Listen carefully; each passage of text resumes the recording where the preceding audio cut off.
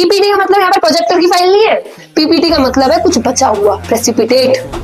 For example चौक को पानी में घोलो, घोला करके देखना आज घर पे, हो जाएगा सबके साथ। चौक तो लेते हो, बहुत से बच्चे तो खाते भी है, खाना गलत बात है, ठीक है। एक एग्जाम्पल पूरी केमिस्ट्री को एक्सप्लेन कर सकता है, बशर्ते वो एग्जाम्पल पकड़ो तो सही।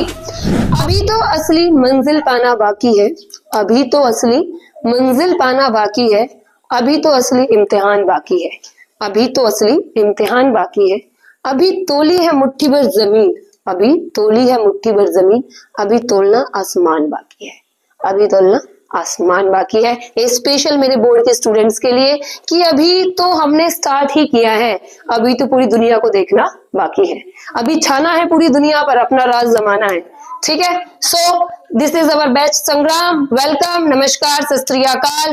This is our channel Rasayan fusion and we will discuss our last topic chemical reaction, जिसके अंदर हमने अपने लास्ट टॉपिक को इवोल्यूशन ऑफ गैस के ऊपर छोड़ा था। तो अब हमारा नेक्स्ट टॉपिक है चेंज इन टेम्परेचर। सो डरना नहीं है, घबराना नहीं है, हम तुम्हारे साथ है, ओके। सो अब देखिए चेंज इन टेम्परेचर की हम बात करेंगे। लास्ट एग्जांपल जब मैं आइस का ले रही थी तो आपने उस चीज में ध्यान दिया था कि एक, मैंने तुमसे पहले ही कहा था कि एक एग्जांपल पूरी केमिस्ट्री को एक्सप्लेन कर सकता है, बशर्ते वो एग्जांपल पकड़ो तो सही। अपने नॉलेज दिखाओ, डरने की वाली कोई बात ही नहीं है, ठीक है। सो जब हमने चेंज इन टेम्परेचर की बात करी तो चेंज इन टेम्परेचर में किसी भी सिचुएशन को लेकर, जैसे कि आइस है, आइस 0 डिग्री सेल्सियस पे मेल्ट होती है, आइस 0 डिग्री सेल्सियस पे फ्रीज होती है, ठीक है। वहां पर टेम्परेचर क्या है, 0 डिग्री सेल्सियस। किसकी बात कर रहे हैं हम, आइस की। जो आइस है उसका टेम्परेचर क्या दिखाई दे रहा है, 0 डिग्री सेल्सियस। और वही जब ये पिघलना शुरू होगी और बॉइल होता है वाटर, वाटर जब बॉइल होगा हमारा एक्वस स्टेट के अंदर जो टेम्परेचर होता है 100 डिग्री सेल्सियस। जमने से लेके पिघलने तक की जो प्रोसेस है, फ्रीजिंग टू इवापोरेशन, बॉइलिंग तक की जो प्रोसेस है, उसके अंदर क्या दिख रहा है हमें, change in temperature. It's mean वहां पर केमिकल रिएक्शन हुई है, ठीक है।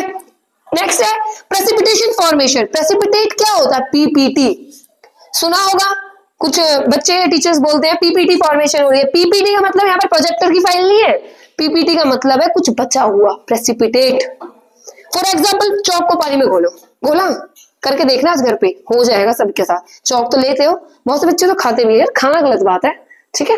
सो चौक को लो और पानी के अंदर डिसॉल्व करो, वो कंप्लीटली डिसॉल्व होगा आफ्टर सम टाइम। उसकी जो नीचे वाली परत पे वाटर में, बीकर के अंदर, मग, ग्लास या फिर आप अपना बोल सकते हैं ग्लास जो अपने वो होते हैं मिरर वाले, उसमें आप देखना लास्ट में जो छोटा सा लेवल पे आपको दिखेगा कि उसमें चौक जम गया है, तो वो क्या कहलाएगा, प्रेसिपिटेट। तो यहां पर भी हमें पता चलता है कि वहां पर कोई केमिकल रिएक्शन हुई है। सो इससे आगे जो हम टॉपिक कंटिन्यू कर रहे हैं वो है हमारा केमिकल इक्वेशन। क्या है, केमिकल इक्वेशन। केमिकल इक्वेशन का मतलब क्या होता है, what is the meaning of chemical equation, जिसके अंदर किसी भी केमिकल रिएक्शन को फ्रेम दिया जाता है। क्या दिया जाता है, फ्रेम, ठीक है। फ्रेम देने के लिए क्या करना चाहिए, देखो घर है, घर को बनाने के लिए क्या चाहिए, सबसे पहले हमारे पास फ्रेम। फ्रेम कौन देती है उसे, ईंटें, ठीक है। ऐसे ही केमिकल रिएक्शन को लिखने के लिए क्या चाहिए हमें, फ्रेम। वो फ्रेम क्या है आपके पास, chemical equation. Equation represent the notation of chemical reaction, जिसके आप लेफ्ट में लिखेंगे क्या, लेफ्ट में लिखते हैं आप रिएक्टेंट, क्या लिखेंगे, रिएक्टेंट, और राइट में लिखेंगे आप क्या, प्रोडक्ट, क्या लिखेंगे, प्रोडक्ट। ओके, सो इस चीज में कोई घबराने वाली बात ही नहीं है कि मैम मैं तो रिएक्टेंट, मैम मैंने तो देखा ही नहीं है रिएक्टेंट क्या है, मैम मुझे नहीं पता रिएक्टेंट कैसे होता है, प्रोडक्ट क्या है, प्रोडक्ट कैसे होता है। So don't worry my dear student, मैं हूं ना, मैंने कितनी बार कहा है, डरना नहीं है मेरी टप्पू से ना, ठीक है। सो रिएक्टेंट क्या होता है, रिएक्टेंट आप हमेशा लिखोगे LHS में, ठीक है। रिएक्टेंट के कुछ यहां पर हम पढ़ेंगे उसकी क्वालिटी, या फिर कैसे आपको पता चलेगा कि रिएक्शन में रिएक्टेंट कैसे होना चाहिए। सबसे पहले लेफ्ट हैंड साइड में हम लिखेंगे क्या, रिएक्टेंट। साथ ही साथ रिएक्टेंट की जो आप मिनिमम रखोगे, कितने रिएक्टेंट आप रख सकते हो, मिनिमम रिएक्टेंट आपके पास कितने होने चाहिए, 2। कितने होने चाहिए, 2, ठीक है। और हमेशा जो प्रोडक्ट होता है वो लिखा जाता है राइट हैंड साइड में, किसमें लिखा जाता है, राइट हैंड साइड में। और प्रोडक्ट मिनिमम कितना हो सकता है, मिनिमम होता है 1, और मोर देन तो कितने भी हो सकते हैं, लेकिन रिएक्टेंट कभी भी मिनिमम नहीं होगा। एक्सेप्शन हम बताएंगे इसका, मैंने उस दिन भी आप लोगों से कहा था केमिस्ट्री के लिए एक्सेप्शन हमेशा तैयार, रखो, अपने दिमाग को इस चीज के लिए प्रिपेयर रखो कि एक्सेप्शन कभी भी आ सकता है, ठीक है। सो डोंट वरी, एक्सेप्शन इसका देख लेते हैं हम। आपने देखा है डीकंपोजिशन रिएक्शन, एक्सेप्शन की मैं बात करूं, एक्सेप्शन में आपने देखा है डीकंपोजिशन रिएक्शन, कौन सा रिएक्शन, डीकंपोजिशन, वेरी गुड, ठीक है। डीकंपोजिशन रिएक्शन के अंदर डिकम्पोज करना टू जो आपका कॉम्प्लेक्स सब्सटेंस होता है, कॉम्प्लेक्स मतलब जो बहुत सी चीजों से मिलकर बना हुआ है, जो जटिल है, कैसा है, जटिल है, तो उस सब्सटेंस को तोड़ना किसमें, सिंपल वन में, वो क्या कहलाता है, डिकम्पोजिशन रिएक्शन, क्या कहलाता है, डिकम्पोजिशन।